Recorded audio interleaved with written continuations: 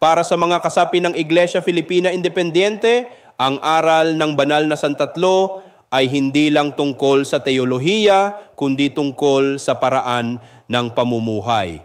Ang Ama ang lumikha sa atin at tumatawag sa atin na maging tapat na katiwala ng kanyang nilikha.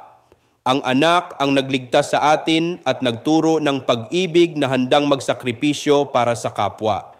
At ang Espiritu Santo ang nagbibigay lakas upang magpatuloy sa paggawa ng kabutihan at katotohanan.